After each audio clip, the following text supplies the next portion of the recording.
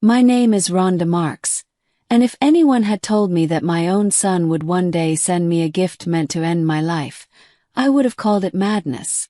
But on that Mother's Day morning, I opened my front door to find a package waiting for me.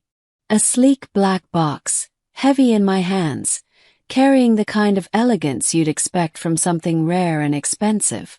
Inside was a stunning limited edition whiskey bottle, engraved with my name, and beside it, a folded letter in handwriting I could never mistake. It was from Quentin, my firstborn. The same Quentin who hadn't truly spoken to me in years. My heart clenched as I read his words. No matter our differences, you'll always be my mother. I hope you'll enjoy this as a gesture of love. I didn't know what to feel in that moment. Part of me was touched, part of me was suspicious, but mostly I was confused. Quentin and I had been estranged for so long. He had always chosen his father over me, and I had long stopped expecting any warm gestures. And yet here it was, a gift far too beautiful to ignore. The next day my phone rang. It was Quentin. His tone was unusually warm. "Did you enjoy the whiskey, Mom?" he asked. I smiled, not realizing the weight of what I was about to say. "Oh baby, I gave it to Kiona. She loves it." There was silence on the other end. Then suddenly, Quentin's voice exploded, sharp and frantic. "You gave who?" And that was the moment everything began to unravel. Before I take you deeper into this story, let me warn you, what came after will shake you. So stay with me because every detail matters. I've heard people say that children always know which parent to lean toward, but in my house, that choice cut me deeper than any knife. I raised Quentin with discipline because I believed in boundaries, in faith, in respect. I was never the mother who let her children run wild, and I carried my Christian values like armor. I thought it would guide him. Instead, he saw it as a chain. Harold, my ex-husband, was the opposite. He was charming, reckless, and loose with rules. He didn't care about church on Sundays. He cared about fun, music, laughter, late-night drinks, and letting the kids bend whatever lines they pleased. To Quentin, Harold was freedom. To me, Harold was a man sinking, and I refused to drown beside him. The divorce didn't happen overnight. It came after years of infidelity, broken promises, and nights I waited alone while Harold was out. But when the papers were signed, something else broke too. My bond with Quentin. He clung to Harold, idolized him, and from that point on I was the strict mother who never understood him. No matter what I did, I couldn't compete with Harold's easy love. But not all was lost. My younger son, Devon, stayed close. He understood me, even when he didn't agree with every rule. He saw the cracks in Harold's lifestyle and knew who kept the home together when things fell apart. Devon became my quiet anchor.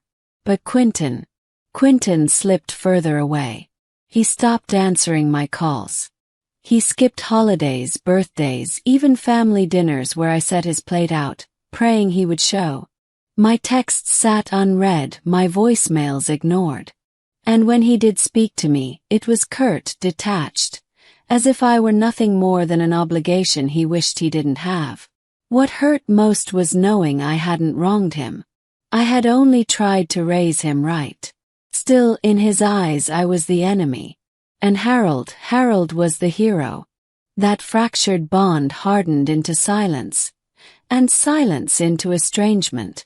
Looking back now, I realize that distance wasn't just emotional. It was the soil where bitterness grew, where Quentin's plans began to take root. And though I couldn't see it then, the very love I still carried for my son would one day be used as a weapon against me. I used to tell myself Quentin would grow out of it. The eye rolls, the cold silences, the way he'd measure every request of mine against whatever his father would have allowed. But resentment doesn't shrink when it's fed. It grows teeth. His laundry business became the place where those teeth showed. He rented a cramped strip mall corner with 12 machines, 8 of them older than his daughter Layla. The dryers ran hot and uneven. The water bills came like punches. The landlord wanted paint on the walls but wouldn't fix the roof stain that scared customers. I saw the grind up close the one time I stopped by unannounced. Lint bins overflowing, a wash and fold $1.50 per pound poster with a pen stroke changing the price to $2.00. A credit card processor blinking red because the merchant cash advance had already taken its daily bite. He wasn't failing, but he wasn't winning either. And that in-between space can turn a man mean if he thinks the world owes him more. He never said it outright, but I heard it in the tone he saved for me. To Quentin, I represented everything he didn't want. Discipline, budgets, boundaries, the quiet kind of sacrifice that doesn't get applause. Harold, on the other hand, represented the opposite. Music loud, rules soft, a drink for every mood, and a laugh big enough to drown a conscience. Quentin chased that feeling like a sound he couldn't let go of. When Harold called him my man, it rang in him for days. When I told him to save more than he spent, I could feel the wall go up. Kept reaching anyway. I brought Layla a winter coat and left it with the babysitter when he was on a delivery run. I sent him links to small business workshops and SBA programs. Devon told me to stop pushing, to let the relationship breathe. Tried. But I also watched the numbers in Quentin's life turn tight. Rent 2 months behind, soap supplier demanding cash on delivery, dryers chewing quarters faster than they dried towels, Yelp reviews mentioning burnt edges and missing socks. Every small failure needed a villain, and I became the easiest one, because I would always still be there. Marissa arrived in that same season.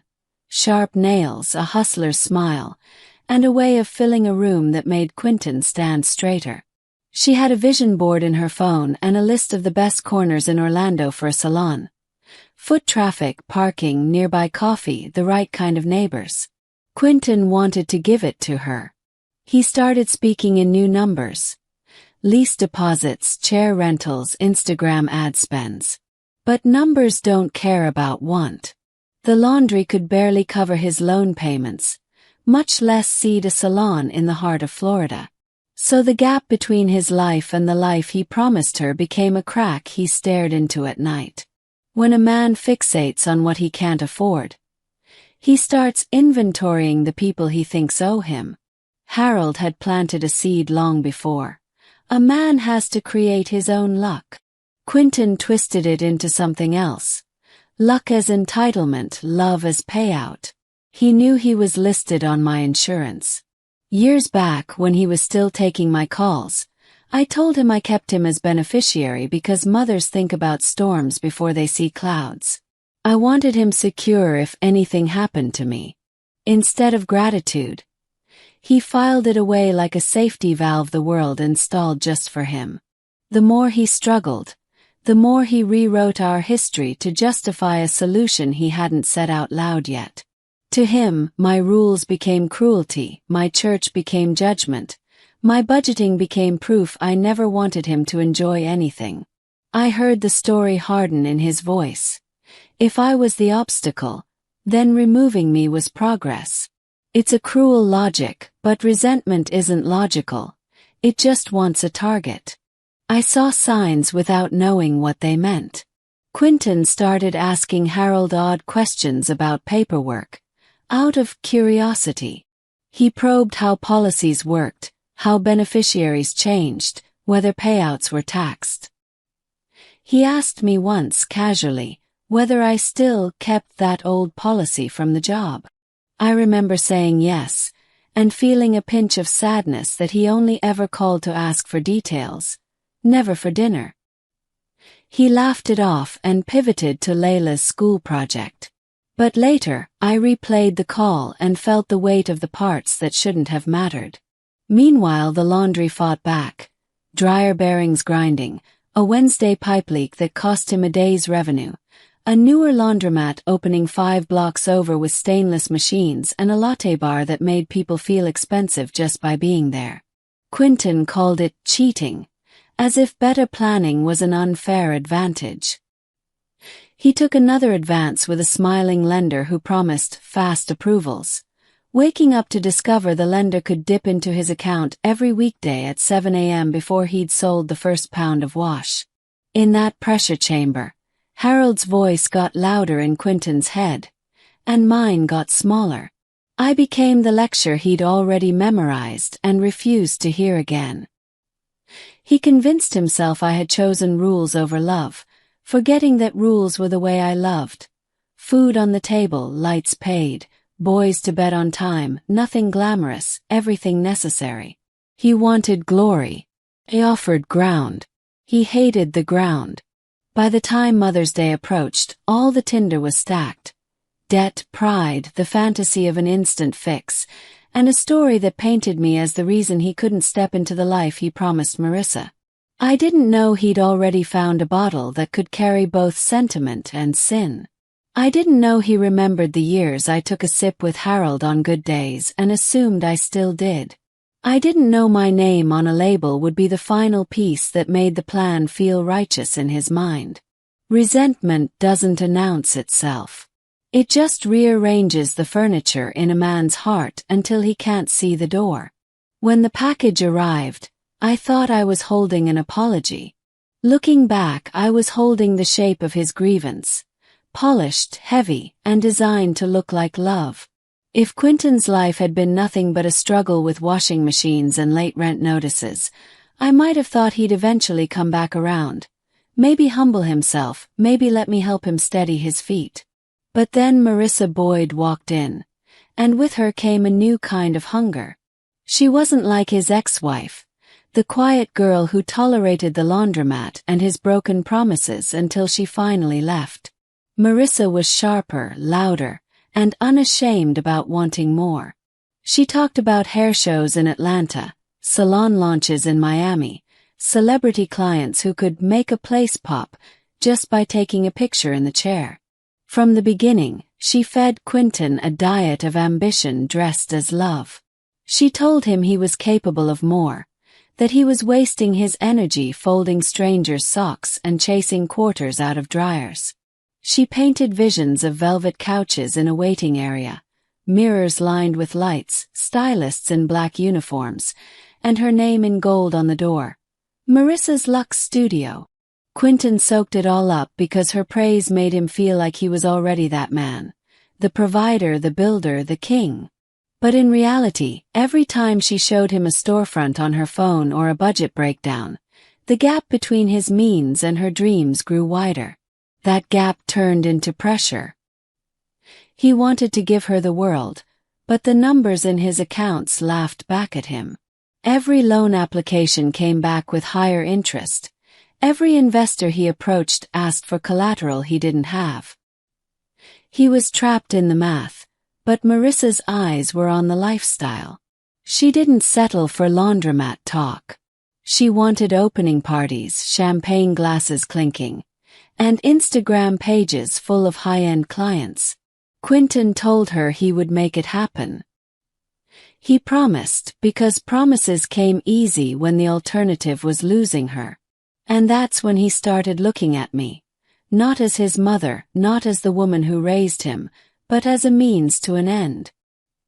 He remembered what I had once told him in passing, that I had made him the beneficiary of my life insurance, because mothers think about the storms before they see clouds. I had said it with love, but Quentin twisted it into entitlement. To him it wasn't a gift. It was a guarantee. In his mind, I became a number on a policy. A number that could be unlocked. A number that could build Marissa's salon, buy her the lifestyle she expected, and finally prove to himself, and to her, that he wasn't small, wasn't stuck, wasn't a man who failed at everything he touched. It is a cruel thing when a son decides that his mother must die, not because of hatred, but because of ambition. That was the point where Quentin's resentment hardened into logic, where fantasy became planning. And as he held Marissa's hand and promised her the future, he had already chosen the price: my life. I can still see how carefully Quentin staged his plan, how deliberate every choice was. Nothing about it was rushed, and that's what makes it sting the most. He thought it through step by step like a business proposal.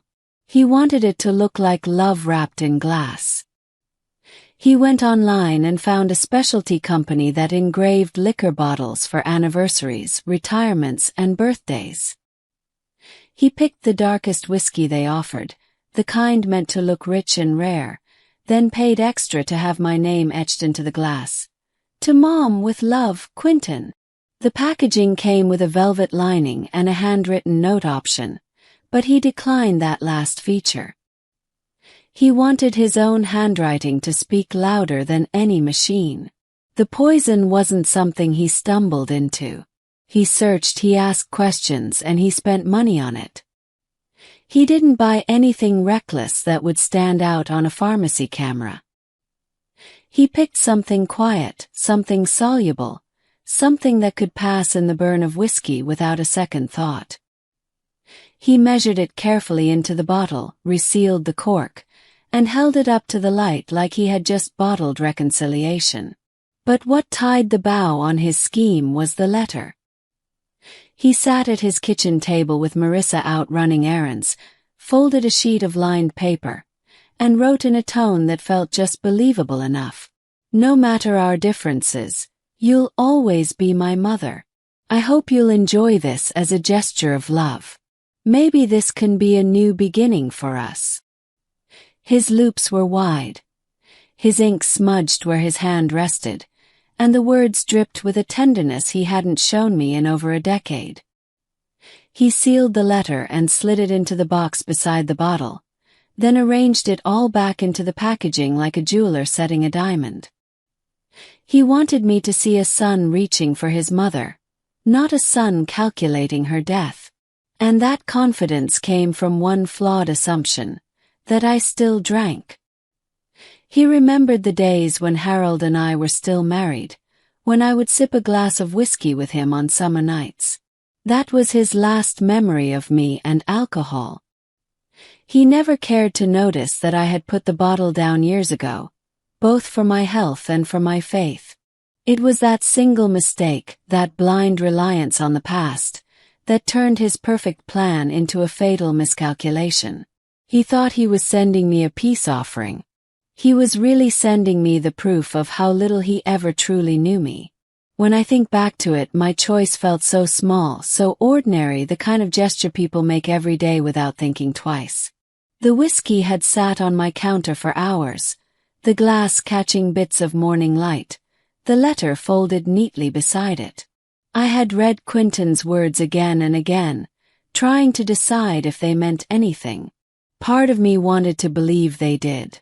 Another part of me knew better. But one thing was certain. I wasn't going to drink it. I had stopped years ago. First for health, then because my walk with God no longer made room for something that had once been Harold's joy and my weakness. I didn't hate whiskey, but I no longer welcomed it. And as I stared at that heavy bottle, I remembered a chance encounter a few weeks earlier that gave me an idea. It was at the mall a Saturday afternoon, when I ran into Kiona, Harold's wife. For years, I had told myself I wouldn't know what to say if we ever met face to face, but that day proved different. She was pleasant, polite, even warm. We stood near the jewelry counter and talked about little things. Her job, my church, and then Harold. She laughed as she told me how much he loved his whiskey, how they sometimes shared a glass in the evenings after long days. It keeps him settled, she said, smiling in a way that made me realize she meant it as affection, not complaint. That memory returned as I looked at the bottle. Seemed almost perfect.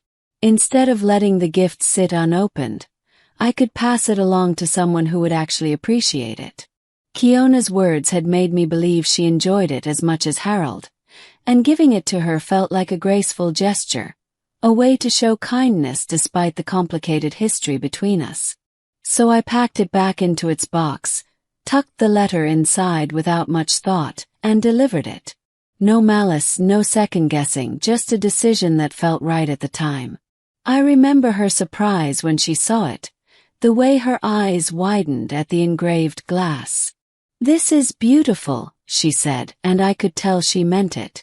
I left her smiling, feeling oddly at peace, proud even, that I had chosen generosity instead of suspicion. I had no idea then that what I thought was kindness was really the match to a fuse already lit. That small act of passing the bottle on would set off a chain of events I could never take back. Events that would tear open every secret and every loyalty in our family. I can still see the night in my mind, though I wasn't there when it happened. Kiona told me later, through trembling lips and a hospital blanket draped over her, what unfolded. She and Harold had decided to open the whiskey that very evening. She wanted to surprise him with something special after dinner, toasting not just to Mother's Day but to the years they had managed together in spite of the storms. The bottle gleamed under their kitchen light. Harold admired it, impressed by the engraving. "Rhonda must have sent this," he joked at first, half in disbelief, but Kiona quickly corrected him. "No, it was from Quentin. Your son wanted to honor his mother. Rhonda thought I might enjoy it instead." Harold chuckled at the idea, then pulled down 2 glasses. They poured small servings, clinked glasses, and drank. At first it was laughter, soft music in the background, the comfortable quiet of a couple winding down. But within an hour, the laughter slipped into unease. Kiona described it as a sudden heaviness in her chest, the room spinning, her throat tightening. Harold wasn't faring better. His speech slurred, his face flushed unnaturally. He staggered toward the phone, but his legs buckled beneath him before he could reach it. Somehow Kiona managed to grab her cell phone, her fingers clumsy but determined. She dialed 911. Gasping for air as she begged for help. By the time the ambulance arrived, Harold was unresponsive, his pulse faint. They worked on both of them in the emergency room, tubes and machines rushing to take over what their bodies were failing to do. Kiona survived, her body fighting back with the aid of doctors, but Harold never woke again. The poison had done its work. When the call reached me, I felt the world tilt. A gift I had passed along, an act I thought was kindness, had become the weapon that ended Harold's life. I sat in my living room staring at the wall, my phone pressed to my ear, barely hearing the words. "He's gone. Harold didn't make it." The tragedy hit the Marks household like a storm no one expected.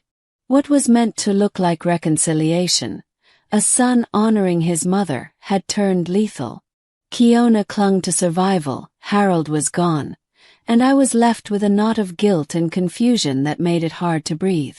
I had carried the bottle into her hands, never knowing it was already marked for death.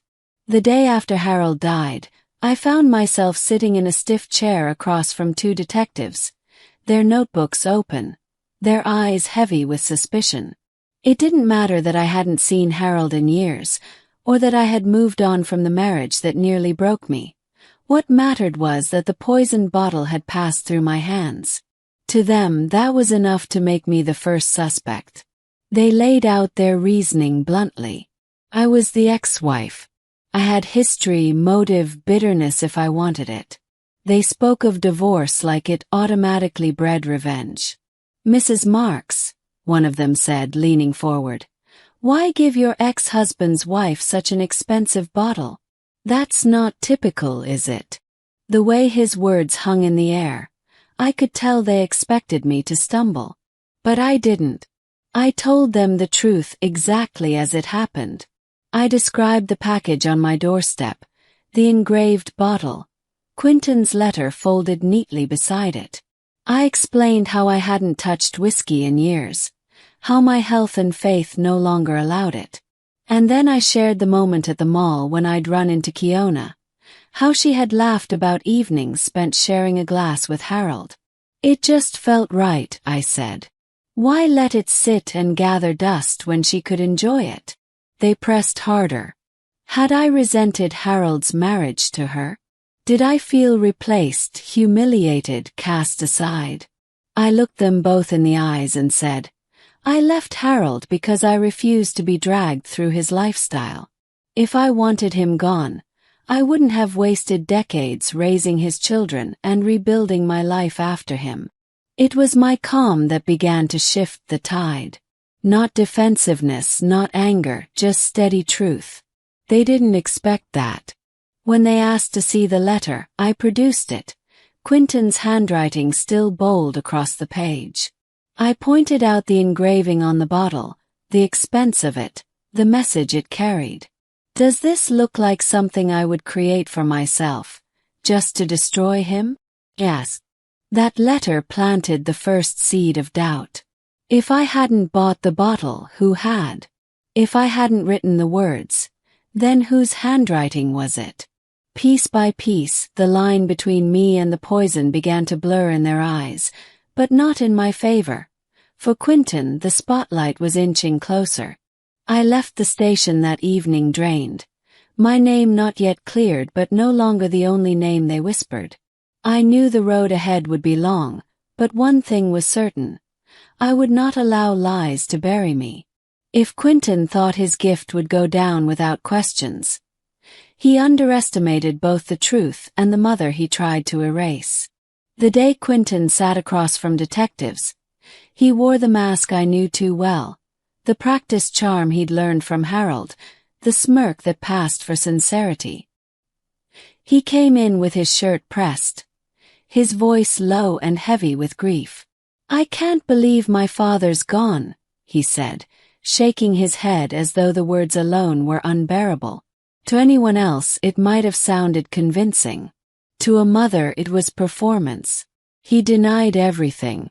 When asked about the whiskey, he claimed ignorance. That was between Mom and Kiona, he said, his eyes darting just slightly toward the table. He swore he hadn't known about any special delivery. He insisted he had no reason to hurt Harold, no reason to harm Kiona. I was just trying to rebuild my relationship with my mother, he added, putting weight on words he thought would cast him as a peacemaker.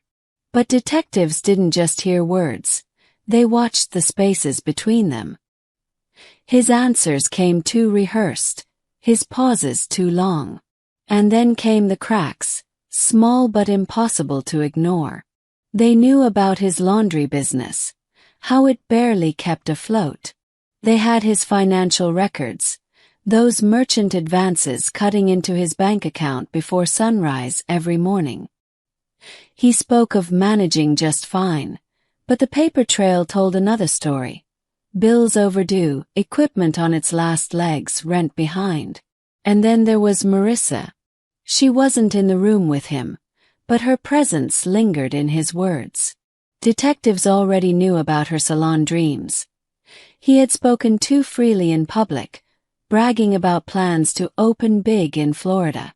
He told friends he was on the verge of something massive. Yet his books showed nothing but red. Ambition without money is like gasoline without fire. It waits for a spark. Quentin tried to keep the mask on, but every question tightened it around his face. Why would your mother give Kiona the bottle?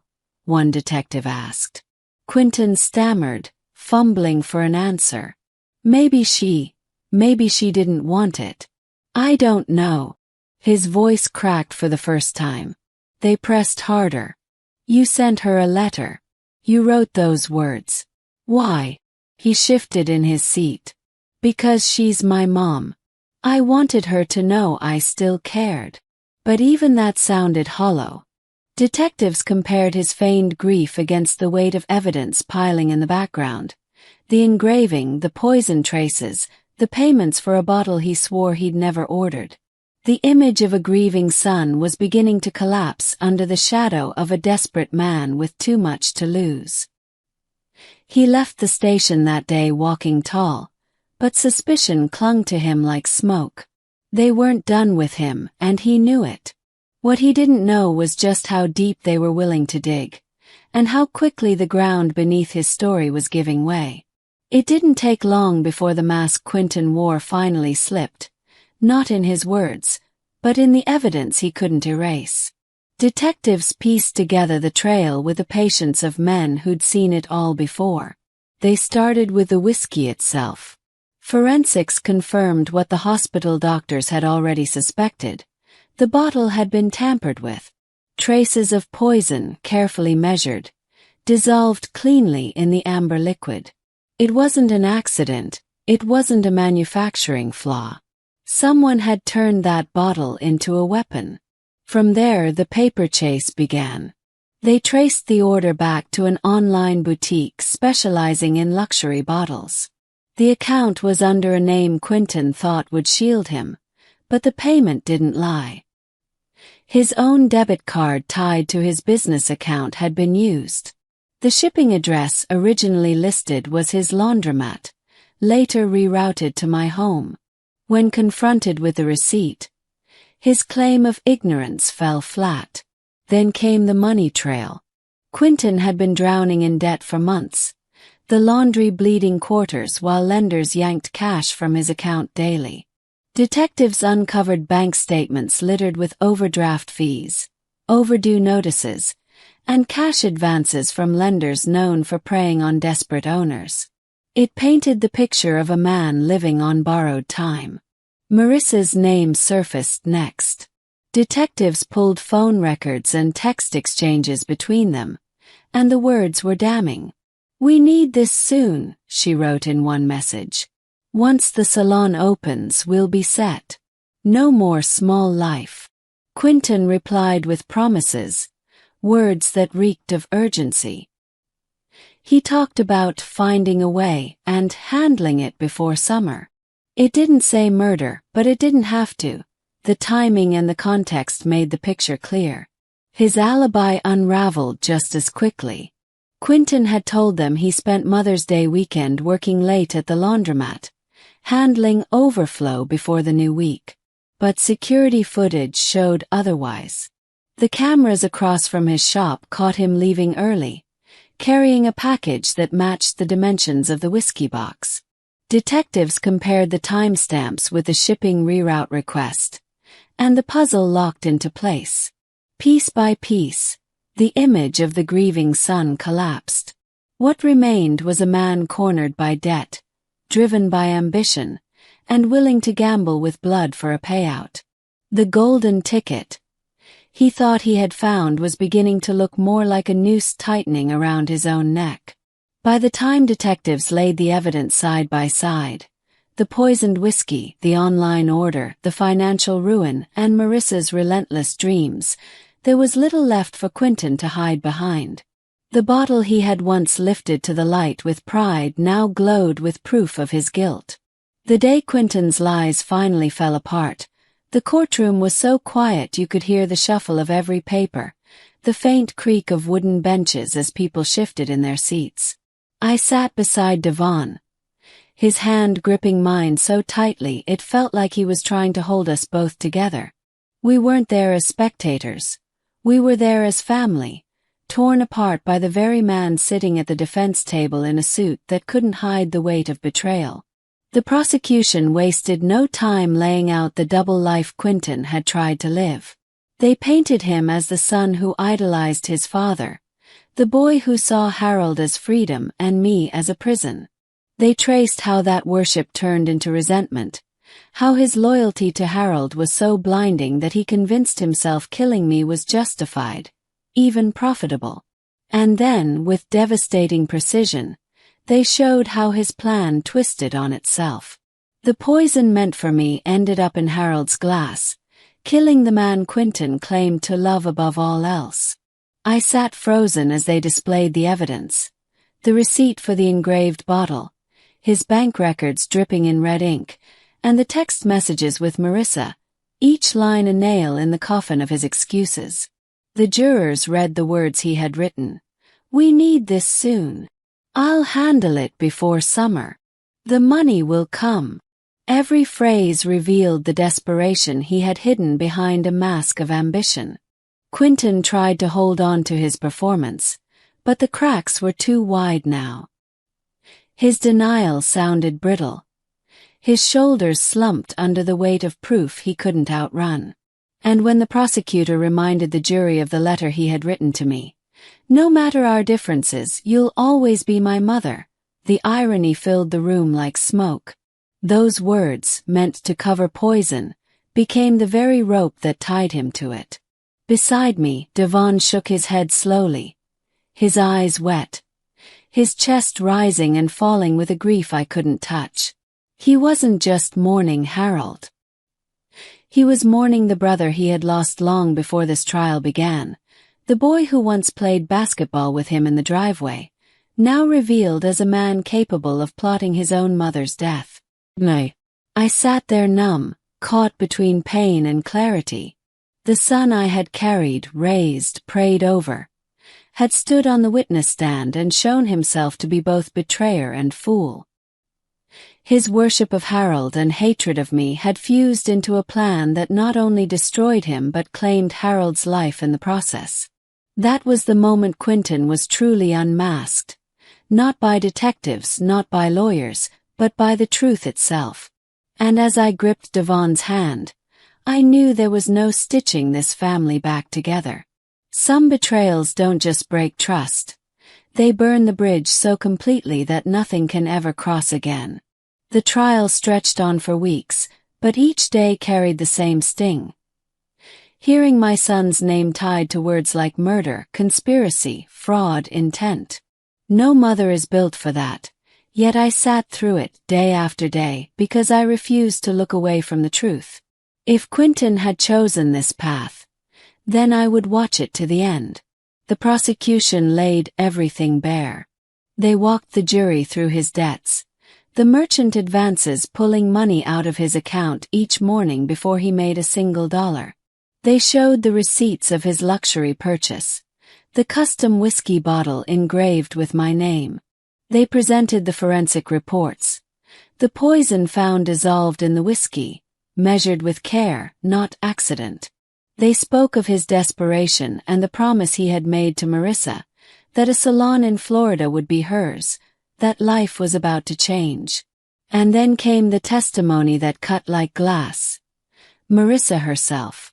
She looked nervous on the stand, shifting in her seat, her eyes darting away from Quentin's. The prosecutor asked her about their conversations leading up to Mother's Day. At first she tried to soften it, saying Quentin only wanted to do something big.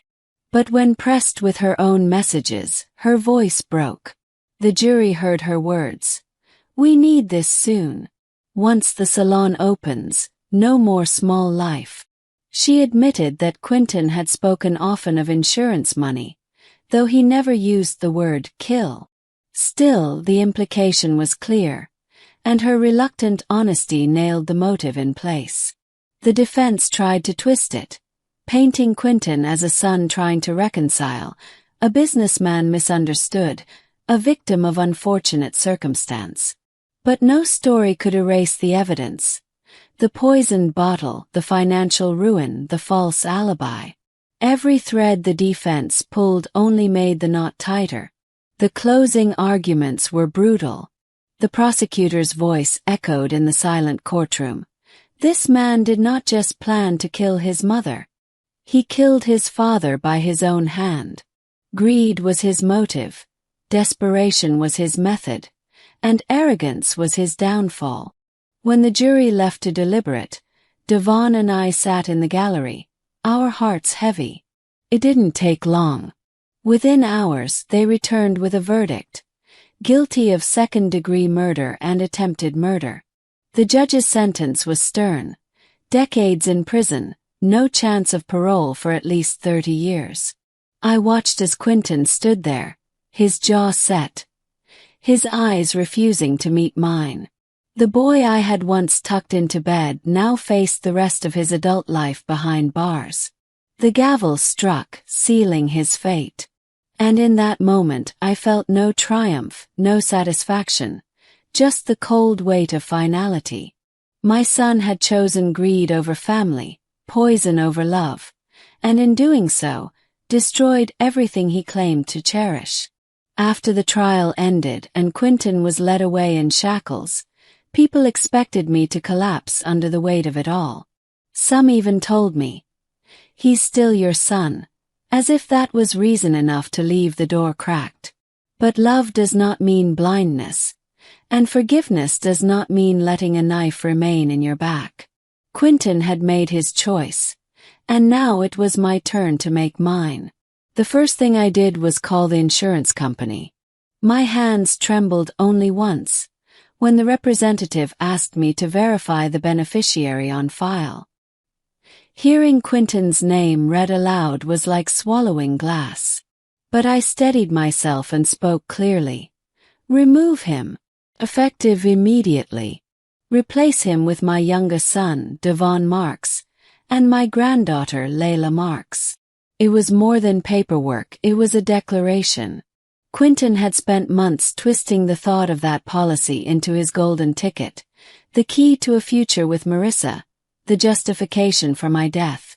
By erasing him from it, I severed the last tie he believed he had to my life.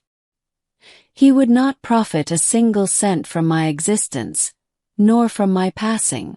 Instead, the ones who had loved me, the ones who had stood by me, would be the ones to carry forward. I didn't stop there. I reviewed every document with my lawyer. My will, my accounts, even the house deed.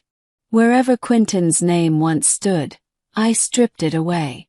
In his place, I etched Devon's and Layla's. It wasn't spite, it was justice. It was my silent revenge, carried out with ink and signatures rather than anger. Financially, Quentin was erased from me. Emotionally, I closed that chapter as well. For years I had prayed for reconciliation, hoped for his call, longed for his presence at the table. But that son no longer existed. In his place was a man who looked at me and saw nothing but money to be unlocked. You cannot nurture love in soil poisoned by greed.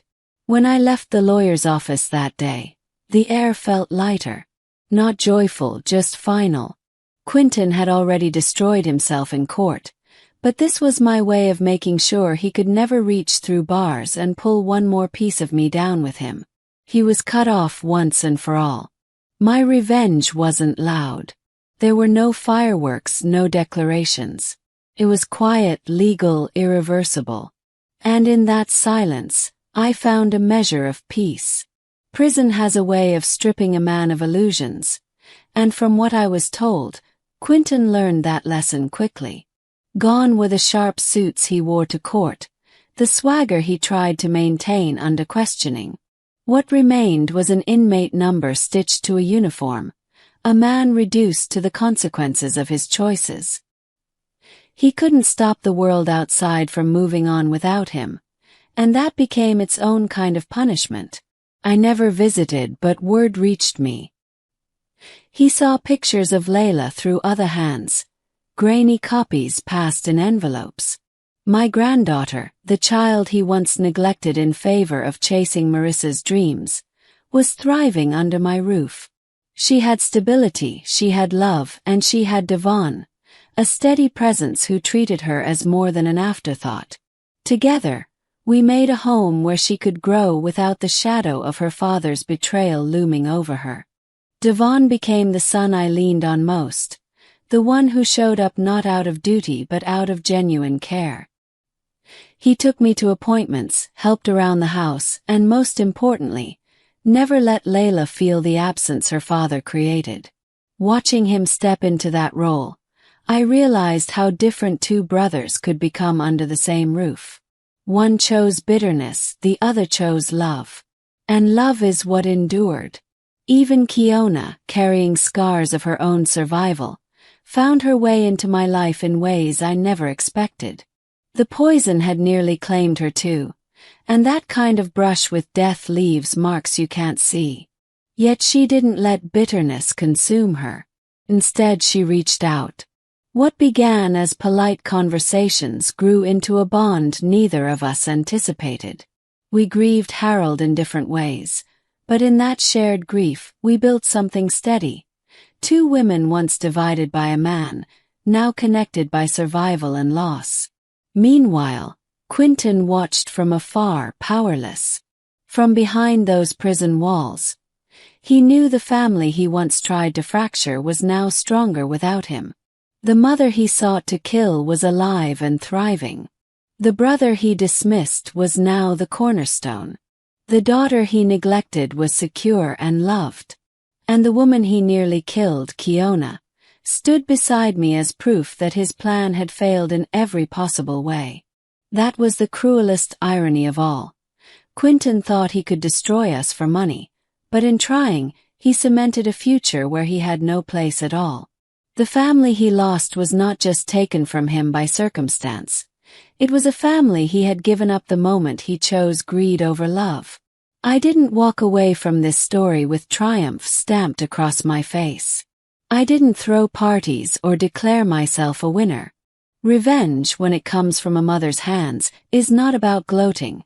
It's about survival, about making sure what was meant to bury you never rises again to claim another piece of your life. My revenge was quiet, legal, and absolute. Quentin had gambled everything on the belief that I was weak enough to drink from that bottle, blind enough not to see the trap, and foolish enough to let him profit off my death. Instead, he ended up trapped inside the very snare he set. The son who once carried my name on his bottle now carries an inmate number. The father he idolized became the unintended victim of his greed.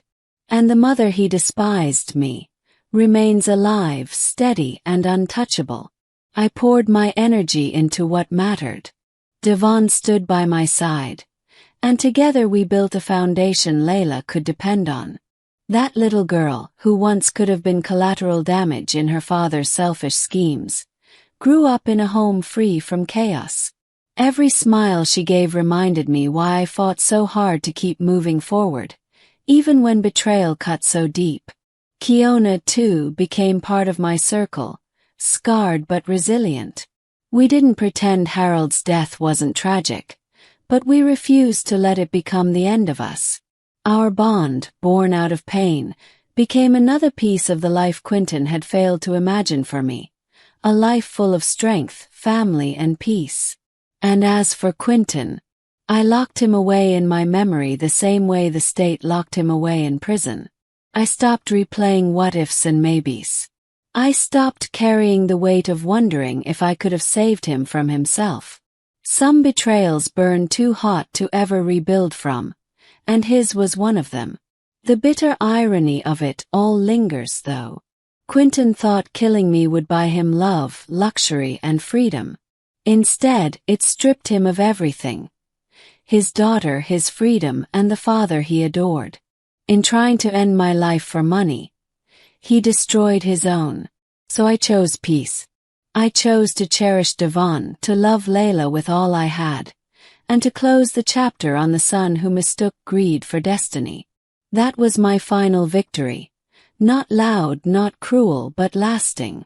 The kind of revenge that doesn't just punish, it erases the betrayer's power forever. And in that silence, I found what Quentin could never buy. Peace that no one can steal.